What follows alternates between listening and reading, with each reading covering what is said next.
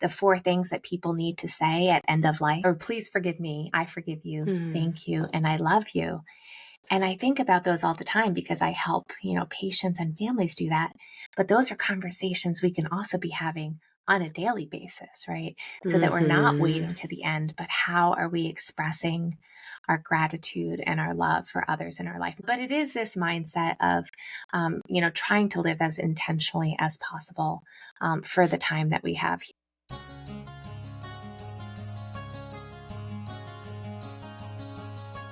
Hello, everyone. I'm Dr. Shafer, your host of Talks with Dr. Shafer. I'm a physician, mom, life coach, musician, author, and I am passionate about storytelling as a tool to help you reclaim and reframe your story and then build your most beautiful future.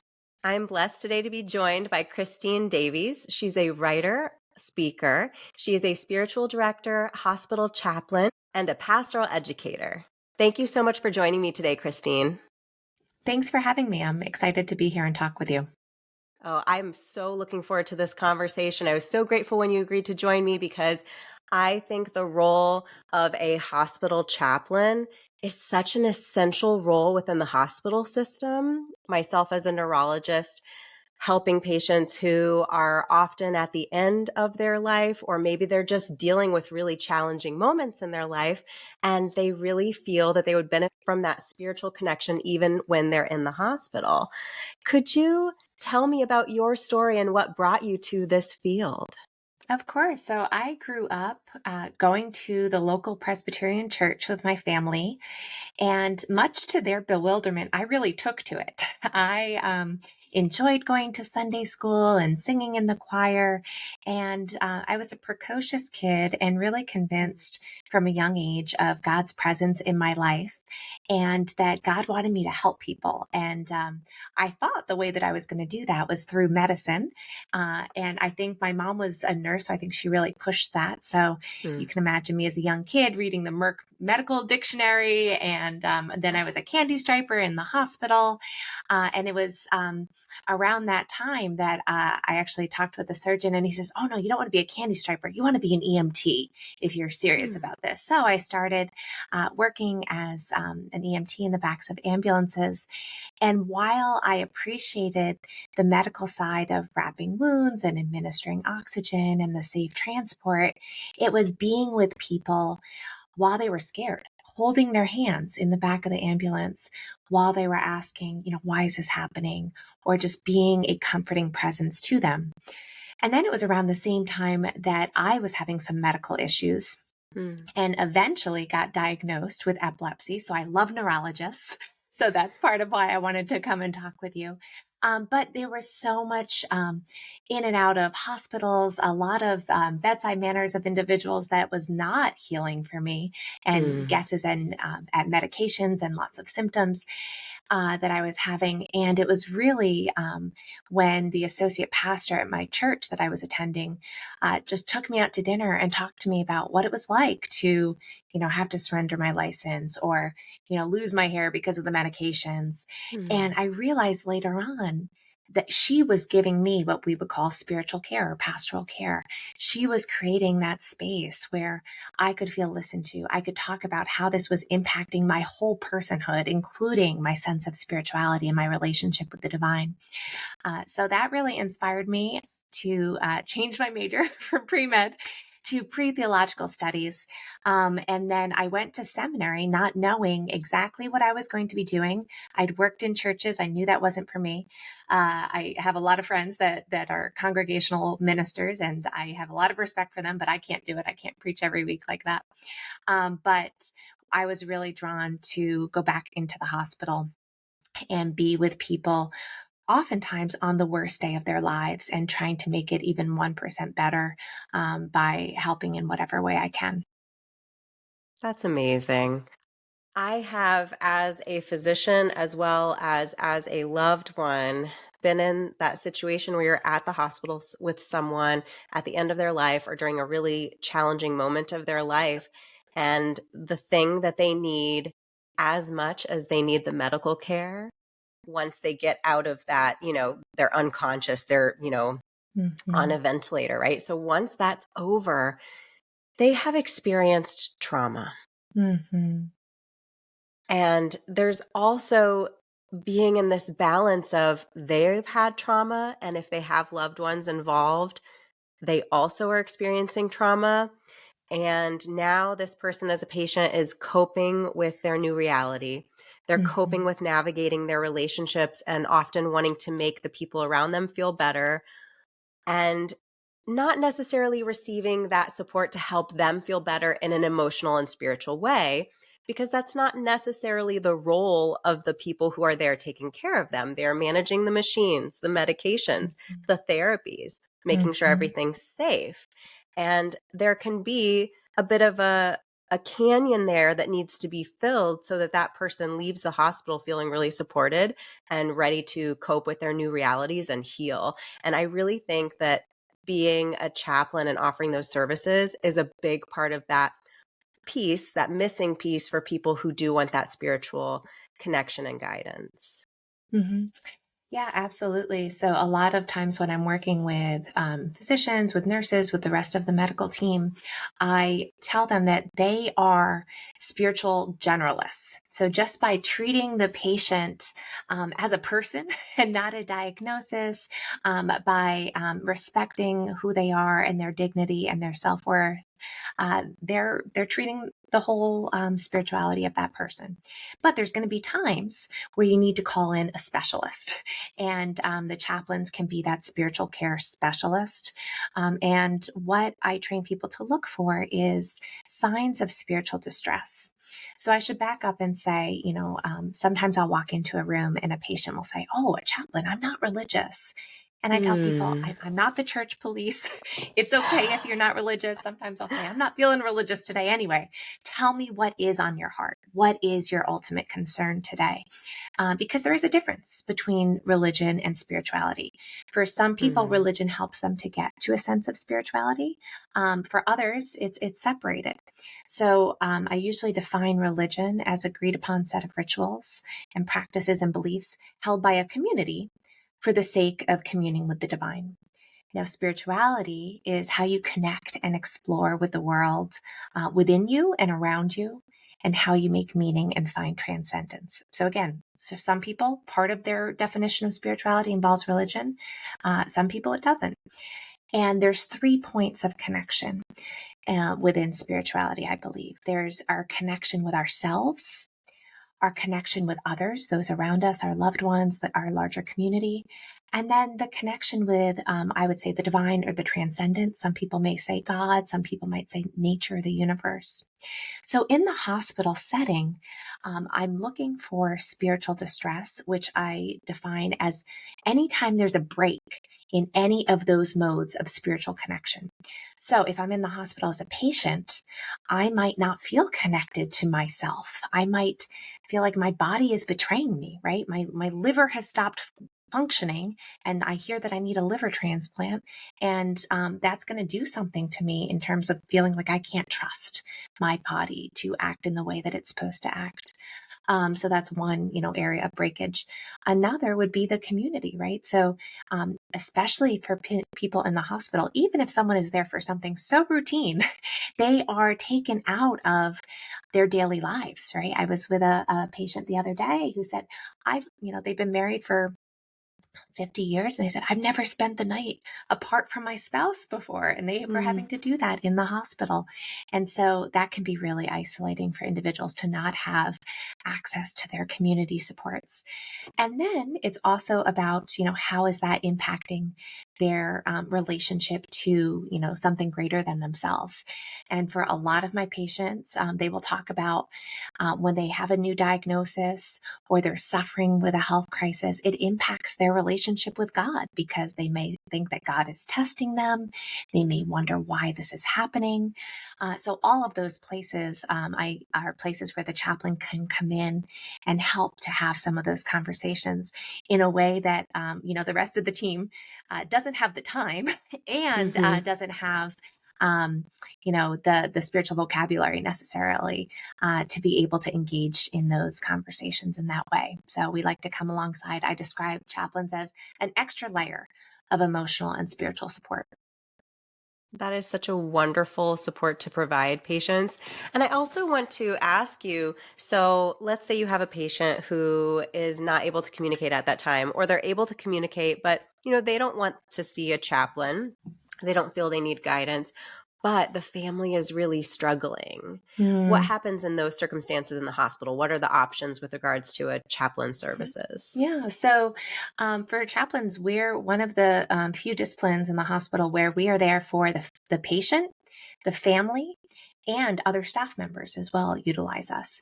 So in that instance, I'll meet just with the family. The patient doesn't need to be involved. So it's really about giving the family that support as to what's going on with them. Or sometimes I'll have, multiple family members and one wants to talk to me, the others don't want to, and that's okay. We navigate all of that. We're often involved in family meetings, especially in the ICU, to not that I'm offering any medical guidance whatsoever, but what I can do is listen to what the family is saying and make sure I'm reflecting that. Or sometimes I'm an interpreter because the Mm, medical team will be using all these terms that I know the family doesn't understand because I barely understand them. So I can say, okay, do you understand what they just said? Can you yeah, share what that means? yeah. And the other reason that the medical team appreciates us is because sometimes we will stay after the meeting to really Mm. process with the family. So letting the rest of the medical team leave and get back to all of their patients while sitting and helping the family to digest what's going on. That's an excellent point because, especially when you are given such critical information, it will be very exceptionally rare to be able to take it in and then just regurgitate it, and say, okay, I know exactly what I want to ask. I know exactly where I stand with this information when you receive this really sometimes life changing information. And having that next step really built in there is such a gift to give the family and to give the patient, to make sure that they have a second opportunity to go over what they've just heard. And then you can serve as a go between, also in a positive way, between them and the team. Hey, doc, I'm so glad you had this conversation with the patient and they really appreciated it. They had a few questions, and you can kind of give the bullet points. So Hmm. then the doctor can circle back, or the nurse can circle back and say, hey, just getting back to our meeting today, I just wanted to clarify some points. And then the patients can feel, or the family can feel, so heard and supported, Hmm. because at the end of the day, what most of us really need is to be listened to. And Hmm. in the hospital setting, a lot of what we do as doctors, and other, physical therapists, everyone who's coming in to provide treatment, a lot of what we do is education, but not Hmm. necessarily extensive listening, which is for the patient to feel engaged and to move forward with Hmm. information, is so critical. Yeah, and that's the bulk of what we do as chaplains is listen. And often what we're listening for is what's not being said, right? Like what is, Mm, sometimes I say the music under the words. As a musician, you mm, might appreciate that. So, yeah. someone may say something, but their face is saying something else, or the tone of their voice is saying, or they're crying as they're saying something. So Mm, really being attuned to the affective experience of the patients and also the families. And the other mhm, thing I'll share too is, 80% probably of the work that we do as hospital chaplains tends to be around bereavement and end of life. So certainly we're having routine conversations with people that are, going through diagnoses or, in the hospital for various reasons. But a lot of our work is being there in crisis with individuals. So, for instance, in my hospital, we're a level 1 trauma center, and the chaplain is in the protocol as the family support person. Because if you get a call that your loved one has been in a car accident, you're going to come to the hospital and be very worried. And so we're the ones to meet the family there. And actually, at that point, I don't say I'm the chaplain because that can scare people if they don't know what's going on with their loved ones. mm, We can sometimes come mhm, across as a grim reaper. So I'll just say, I'm Christine. I'm here from the hospital. My job here is to support you and sit with them. And then I'm also the liaison with the medical team to find out, okay, when can someone come and give an update after CAT scan or something like that. And then Mhm. if the situation does turn into a death, we are already really integrated there already to do that bereavement support. And Mhm. it's a similar thing when the doctor has to come in and do a notification around the patient dying. We stay, after the physician leaves, and really support the family members in that time. So it can be a very hard job, but it's also a really beautiful job to be able to be with people when they are at their most vulnerable, and to try to help guide them in that time. I was thinking about that as you were discussing your experiences. What effect this has had on your life, good and maybe Mm. challenges that it has Mhm. posed to you of really experiencing death and bereavement in such frequency and in a way that is atypical, especially in our culture where we are often so far removed from death until the end of our lives. Mhm. Yeah, it has definitely had an impact on me in, I think in some ways that are helpful. The Buddhists have an idea of like a death meditation, that is a way to help you bring back to the present moment. And I think Mm. a lot about that in my work. I don't take time for granted because I've seen people, get into accidents that same day, and sat with their loved ones as they're trying to make sense of, he was just here and now he's not. So I do think in my best moments, I have a sense of really our impermanence, and not putting things off, but how is my life? How am I living fully into what I want, and what do I value, and what do I want to make room for? And certainly appreciation of my family and of my friends in a way, because I know that this life is not going on forever, and making sure that I'm communicating those values. There's a palliative care physician you may know about, Ira Bayek, who talks about the Mm. the four things that people need to say at end of life, and it's uh, thank you, I forgive you, or please forgive me, I forgive you, Mm. thank you, and I love you. And I think about those all the time because I help, patients and families do that. But those are conversations we can also be having on a daily basis, right? So that we're not Mhm. waiting to the end, but how are we expressing our gratitude and our love for others in our life? Now, I don't always do this perfectly. My husband will be the first to tell you that. But it is this mindset of, trying to live as intentionally as possible for the time that we have here, and trying to raise my children to do the same thing. And the other thing that I do a lot is I'm not so fun at dinner parties because I am talking about death a lot, and really Mm. um, helping people to normalize some of what I think our society doesn't like to talk about, Mhm. and certainly around death, but I think also other types of loss as well. We are not great at talking about, and the grief that can follow. So even loss, there's all different types of loss, and if folks are interested, I have some listed in an article that I wrote. Things like losing relationships, not to death, right? Breaking up with a romantic partner, moving away and not Mhm. having that community anymore, changing jobs and missing those coworkers. There's so many different types of relationship loss, as well as other losses. Bodily functional loss, material Mhm. loss.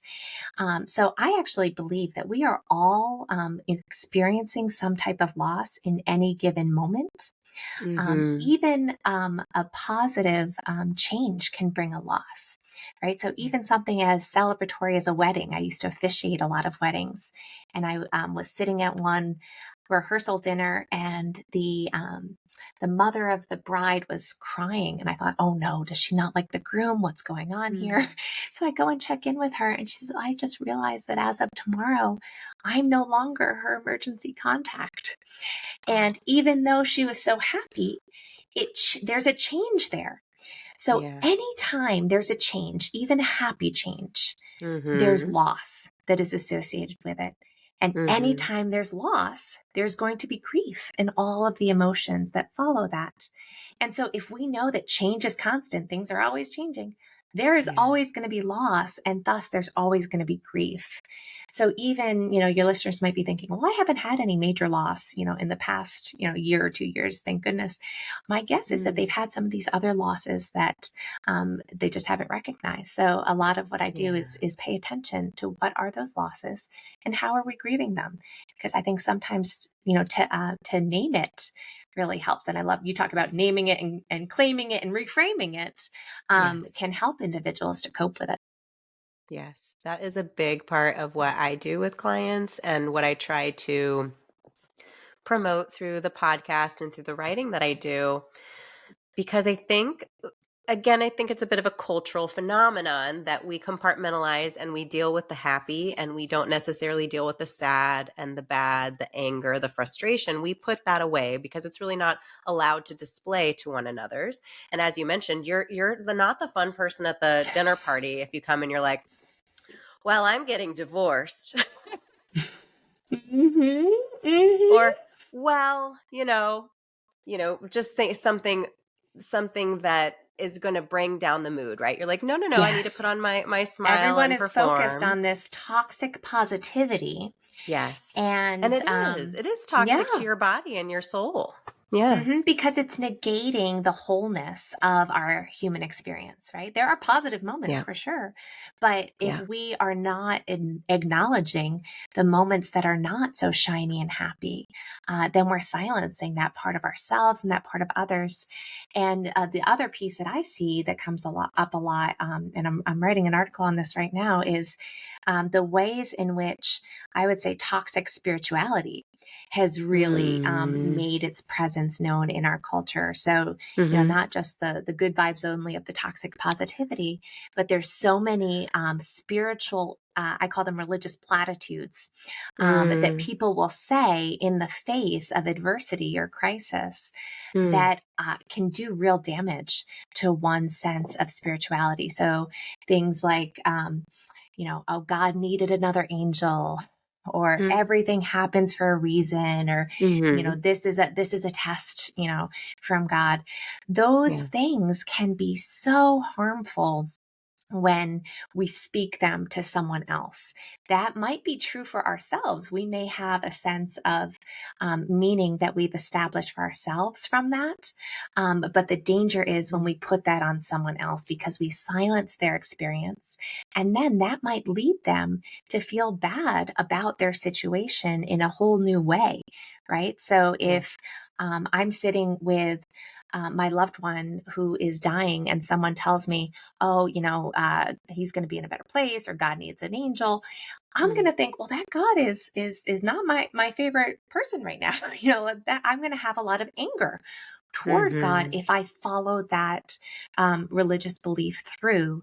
And I sit with a lot of patients who are told these things and then have Yeah. this anger as they've internalized it. And we try to make space for that, and give Mm-hmm. them opportunities to articulate it. Yeah, I love you doing that and giving space. If we could all sit in the discomfort that we feel Mhm. in a moment of grief and crisis and Mm. not reach out to fix, because really the Mhm. fixing is more of a, we think it's helping, but I think it's more of a pulling back into ourselves and being a bit unintentionally egoistic about it. Like, well, okay, they're telling me this, they must want me to fix it. Mhm. And what can I say to fix it?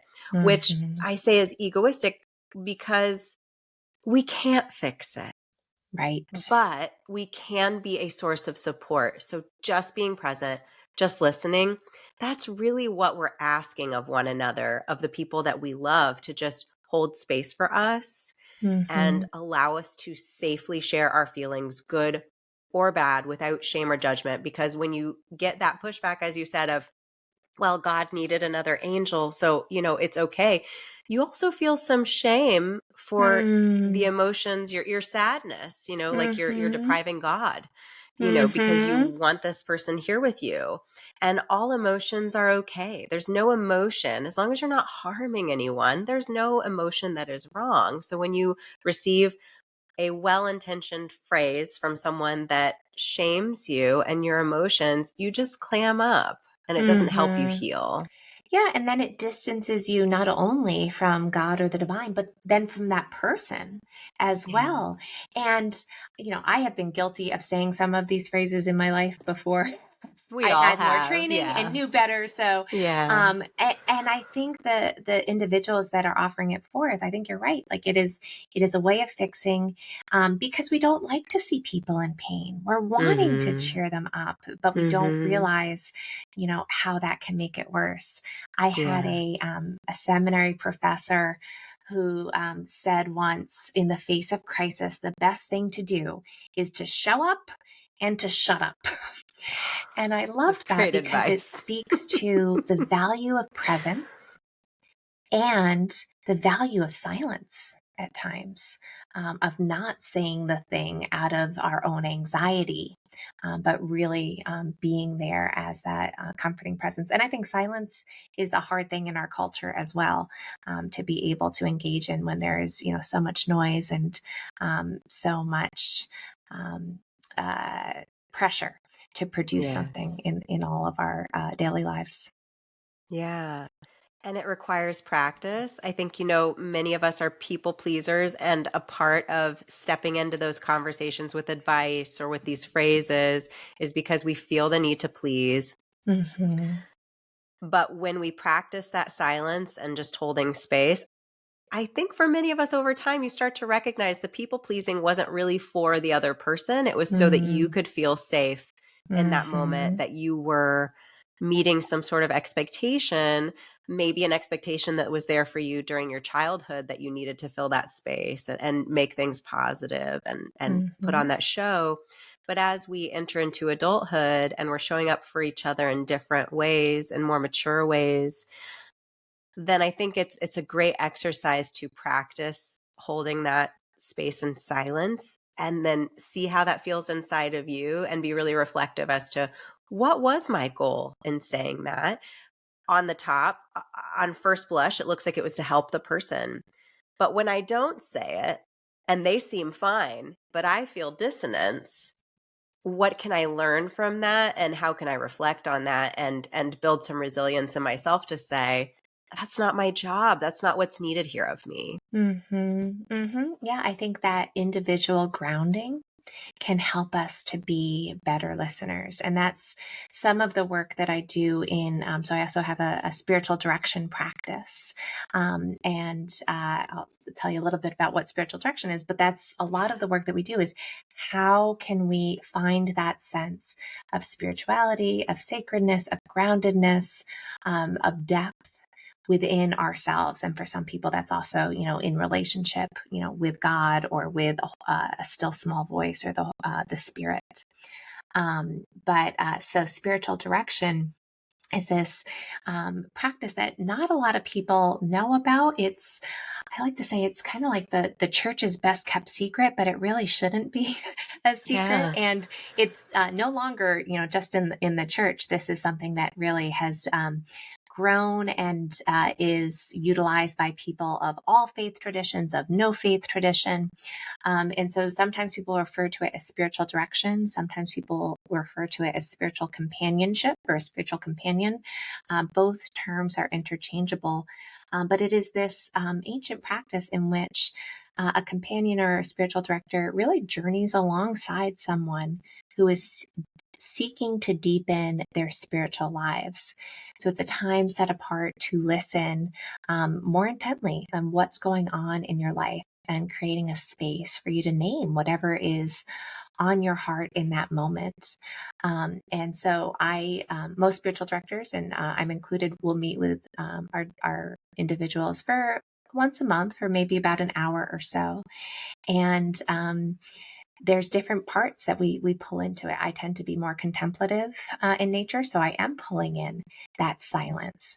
Or, if someone's struggling with something, we may do a meditation, or we may, talk to God together in the moment if someone's telling me that they're having a hard time forming, words to talk to God. And all spiritual directors have gone through either a 2 or 3 year training. Some are clergy, some are not. Some just have this real heart for listening, and that's a lot of what we do. And what I love about it is I am with people in the hospital, in that crisis on the worst day of their lives, and I know them for a very short amount of time.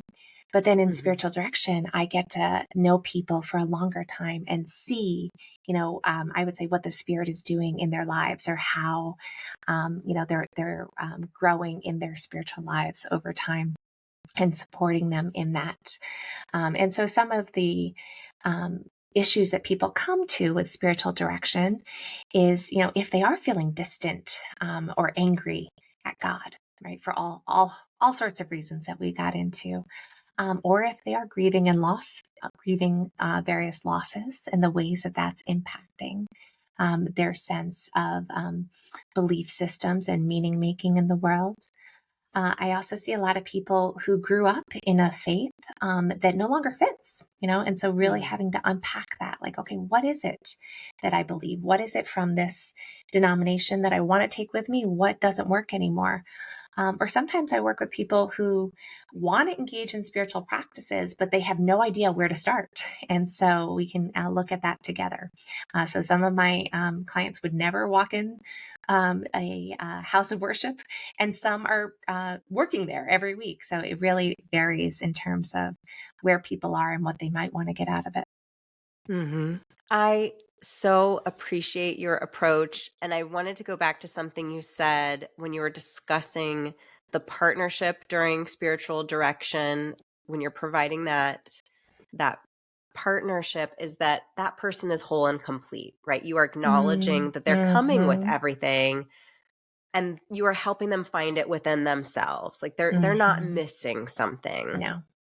which I find is really a core belief in many religions. And for me, on my journey, I went through some really challenging times in my life, and I hadn't been a part of the church for a really long time. And when I had more agency and I started returning to the church, I started to hear these messages again and receive them in a completely different way.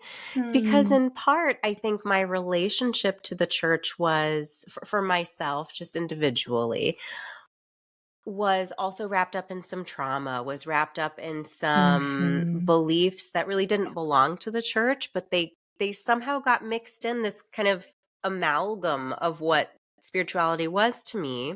So then when I was pushed away from it, I kind of came to terms with that of rationalizing it, that, well, that makes Mm-hmm. sense because you know my faith, actually there's this problem and that problem, and kind of allowing myself to distance my heart from it.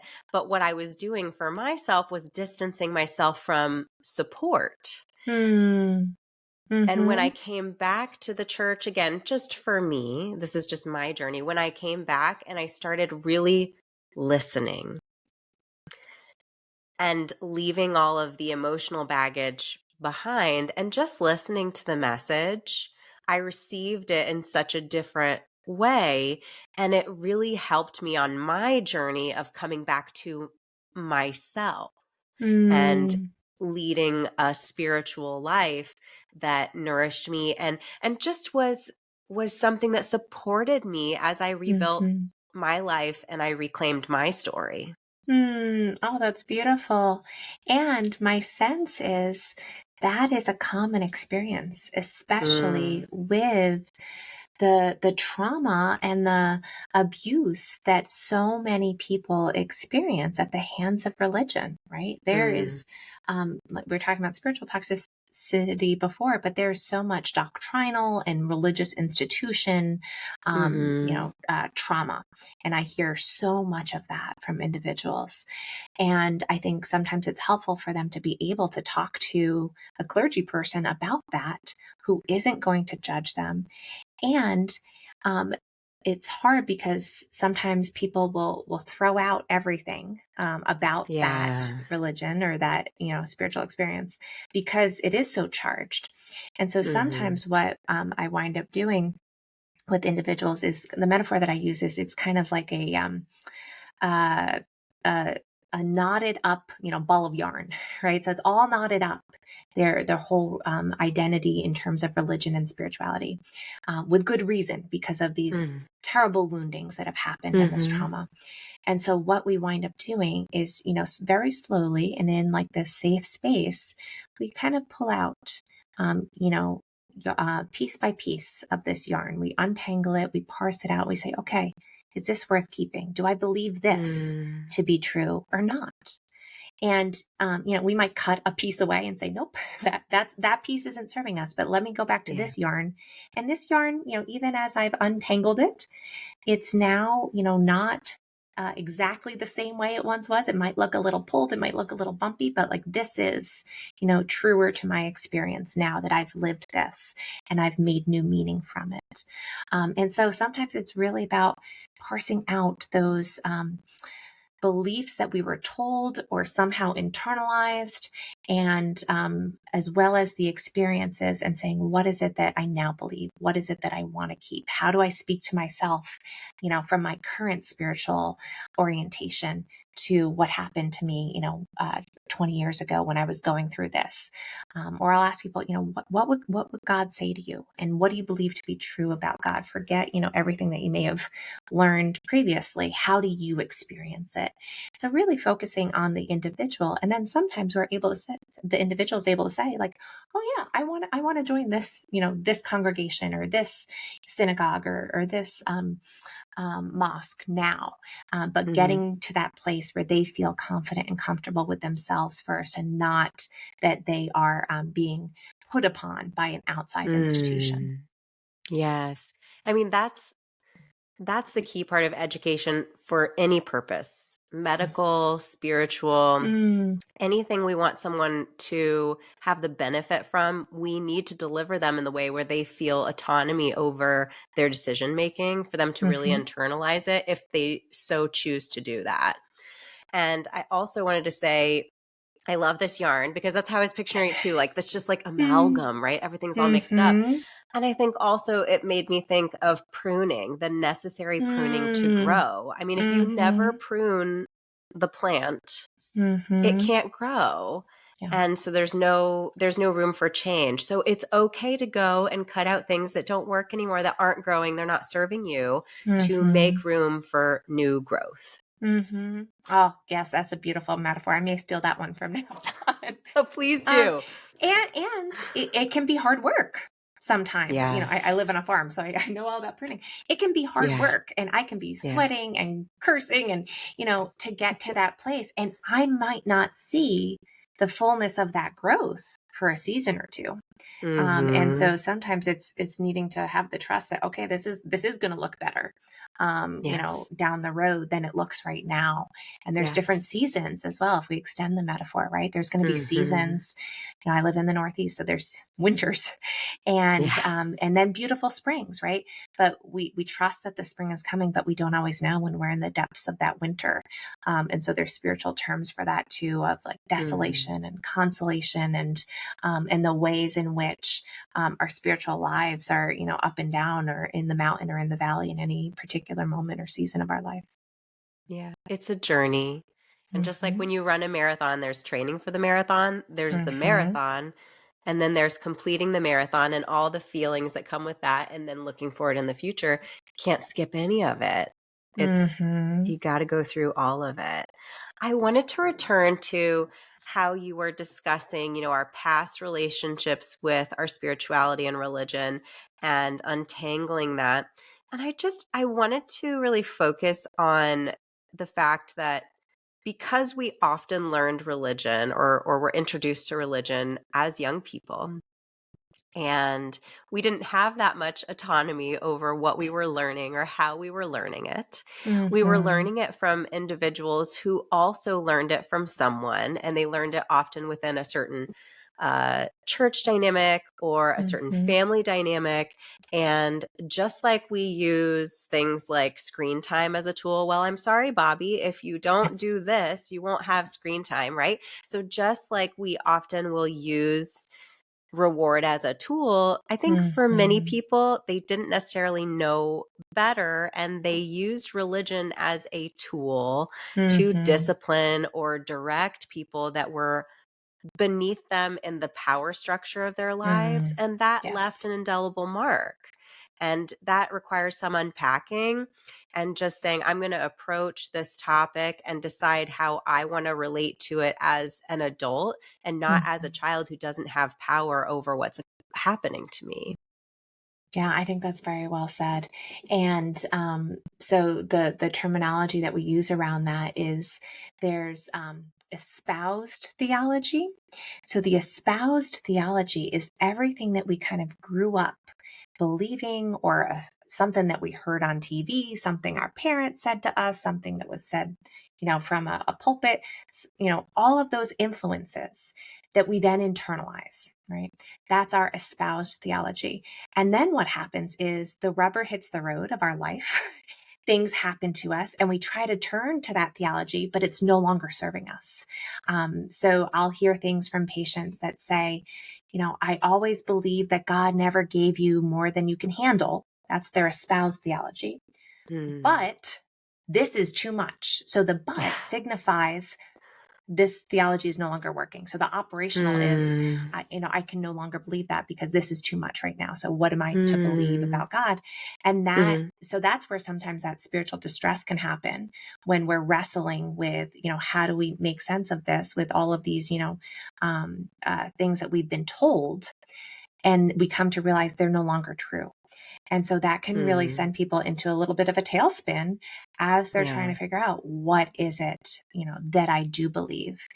And, it's funny that you say, we get these things growing up a lot of times. As a parent, I'm like, oh my goodness, how do I raise my children? My kids hate going to church. I bribe them with donuts, but, so to me, that's not all of it, right? I have to show them other aspects of what it is to be spiritual that may feed them a little bit more. They love hiking in nature. So then that's where we're Mm. focusing on that. Or we'll do breath meditation, especially when they're having a tantrum about something, or Yeah. talking about gratitude. So a lot of times people ask me, like, what kind of practices should I do, especially if, they're not in, any sort of congregational set. I said, there's all sorts of things that you can do, um, for yourself, for your family, Mm. that really are not owned, by a religious institution, but that can help you get in touch with yourself, with your family or your community, and then with the divine. I thank you for sharing your story about your experience with your family and religion. And I love the hint you gave about meeting people where they are, right? That's what you do in the hospital. And that's what we need to do with our Hmm. children. They have autonomy. Hmm. We can't control them. Like their relationship with religion will be their relationship, or with Hmm. spirituality. And so if for them, they can connect with a higher power or just with themselves, which is, I think one could argue that's like a little small piece of a higher power, right? If you Hmm. can really come home to Absolutely. yourself, Mm. um, if that's where they can connect with themselves in a really true and pure way, then support that. Don't try to kind of Hmm. shove them into a box that they don't fit into. And it makes me think of, so I have a 10-year-old and she is very religious. She is Catholic. She decided to be Catholic. And I've had to work really hard to support her and her goals of wanting to be baptized and go through her sacrament prep. And so we've done that, and she has done really well. And now she's confirmed and taken her first communion, and she's very proud of that fact. So that is Hmm. her journey. Hmm. Hmm. My son is 4, and going to church is not his most favorite activity. He would get along with my kids then. Yes. Yeah. It's And isn't not. it wild how, within a family, there can be, just like there's so many different personalities. Like I said, I grew up in a family, my sisters, they came to church for my ordination. That was maybe the last Yeah. time they came. they are not into this. So it's really about honoring, the individual. And if I were to, spell it out further from my perspective, I believe, that is, the sense of the spirit at work, right? Like how Yeah. one person's going to take to one thing, and the dogma or an institution is going to help them Mm, to get in touch with their spirituality and make sense of the world. For yeah. another kid or someone else, it's going to be something completely different. And it's honoring both of those things. Exactly. Well, my son, he's a little engineer in his approach to the world, Hmm. and he doesn't like loud noises. So for him, the singing can be really so the Mm-hmm. sermon and the singing can be just overstimulating for him. So I Yeah. think that's a big part of why he's like, get me out of here. But the thing that I recognize that he loves, he does love the rituals. So Hmm. he likes to go up with me during communion, and he likes to get the holy water, and he likes to do a cross Hmm. when we enter the church, and to kneel. And he likes to do that when we enter and when we exit. And if for some reason, church, especially when you've got little kids, it can be a little disorienting. And sometimes you forget to do one of the rituals, right? Because someone's talking Mm-hmm. to you, or maybe you're going to do it in a minute. And he'll tell me, "Hey, we need to go get holy water now." And so Hmm. for him, even though he doesn't love being in the crowd and the noise and everything, he does take comfort in that. So we can just go. My daughter actually goes to the school that's affiliated with the church. And so when we go to school to pick her up, we can just stop by the church and not do the other things that are maybe a little distressing for him or maybe just less comfortable for him. And we can just walk in the church, have the holy water experience, the kneeling, the sign of Hmm. the cross, say a prayer, and have him have an experience with the church that is comfortable for him. And Oh, I it's been really love fun as a that. parent to identify, okay, what she loves. She wants to be up in the Mm-hmm. choir. He wants to do the rituals. Yeah. Mm-hmm. Oh, that is so beautiful. And the power of it, right? That he, Mm-hmm. and you're creating a space where he can do it in that safe environment where there's not the overstimulation, but he Yeah, still has access, to the sacred or to the holy. Oh, that's exactly. beautiful. He's a Oh, lucky mom. thank you. Uh, Thank you. It's been really fun. It was really challenging when they're really little, but I will say our Oof. church too, they're really wonderful. They have little notes in the pews that say, hey, we support young people being in the church. There's no separate place for young children to go. There's no place in the church for young people to go during the service. They're Mm. there and they're crying and screaming and climbing. And honestly, it makes me smile. One, because they're Hmm. just so cute, and two, because I'm like, it's not me at this moment. It's not Yes. Oh my my child. goodness. I have so many stories of being in the pews with my kids where they're throwing shoes and climbing underneath things. And look, I would tell the people around me, and my congregation is great. They don't give me the looks or anything like that, but I would tell people, Yeah. look, they're comfortable. They're comfortable here, and they're here, Exactly. right? Yeah. And they may choose, probably another year or two, they'll choose. Nope, we're not doing this anymore. They're old enough that I can, Yeah. leave them at home. Yeah. But yeah, I think it's about that exposure, right? And also exposing them to, all sorts of other things as well. Exactly. And I love that choice. And I imagine you have these conversations, but I love maybe considering having that conversation of, hey, I can see that right now in your life, this isn't resonating with you, and that's okay. This shouldn't be a burden or a chore. This is a gift. Hmm. And how would you like to spend this time? Right? What Hmm. would you rather do on Sunday morning? Invest in that as a family and then see how that goes and connect with them so they don't feel like they're being forced to do something because control and coercion is generally not the path to connectivity. Hmm. Absolutely. Yeah. It's a delicate balance, as most things are, with Mhm. parenting. But it's also an opportunity to be in conversation with yourself and with your children. And Mm. I find that comes up a lot for people as well, as their spiritual practices, or their beliefs, they're questioning them themselves. And then when they start having these conversations with the kids, it's like, oh, like the kid's asking me these questions and I don't know how I view things. And so Mhm. sometimes that's when people will seek out spiritual direction, when they recognize like, oh, I need to come up with answers because now my kids are asking me these questions and I don't know what I believe. And it's a lot to have to navigate for oneself, and then also if one is parenting. Yeah, but I love those opportunities to reflect because when we're just going about our daily life, and often when everything's fine or we're really busy and just Hmm. overwhelmed, we're just going through the motions.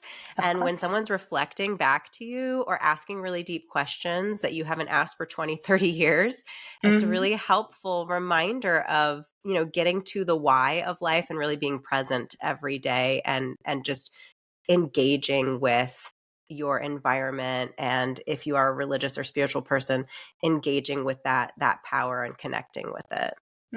Yeah, and being clear about what are my values, what do I hold dear, what are the opportunities for spiritual connection that I gravitate toward, and it is going to look different for everyone, as your illustration points out. You know, for some it's the ritual, for some it's the socialization, for others it's the quiet or the stillness, for others it's art and beauty. There's so many different paths. That is so beautiful. And I so appreciate you so carefully and eloquently laying that all out for listeners today and creating this space where they can maybe just sit with their thoughts and their feelings about their relationship to the self.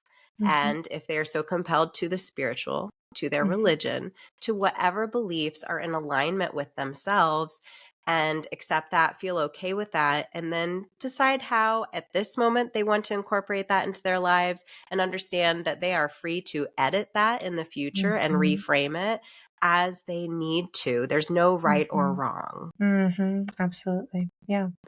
Thank you so much, Christine. Is there anything else that you would like listeners to know? I know you have an absolutely beautiful website where people can go and they can subscribe to your stack, which I just did this morning because I Oh, found it and I was really excited thank to be you. able to get your newsletters. So please help me direct listeners Sure. if they're compelled to go to your website and learn more about you and what you've told us about today.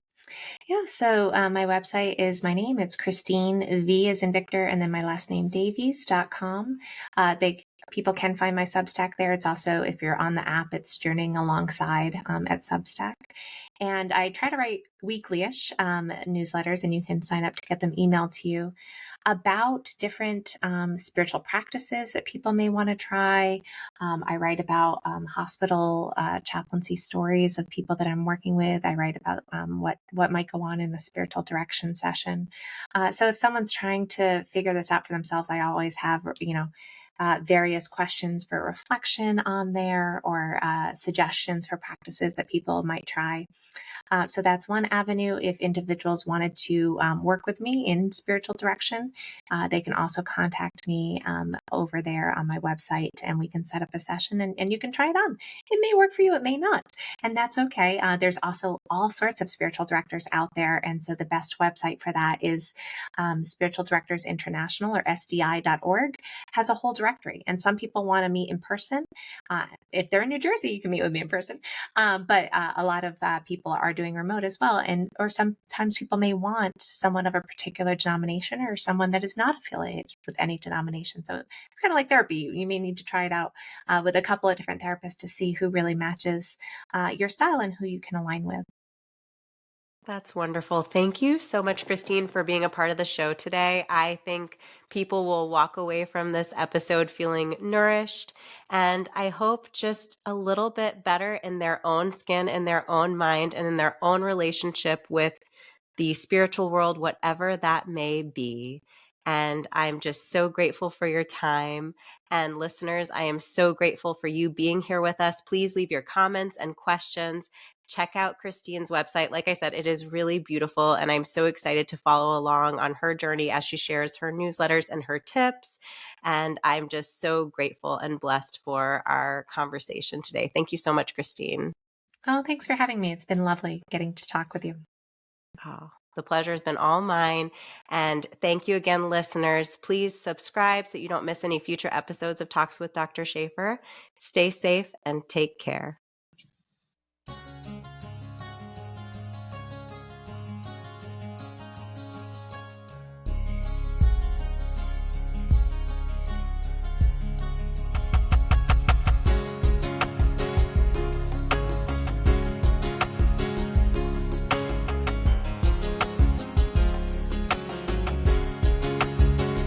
Everybody's lonely, but you can hold on to me, and I will try to make it right. Everyone needs something. Let me be that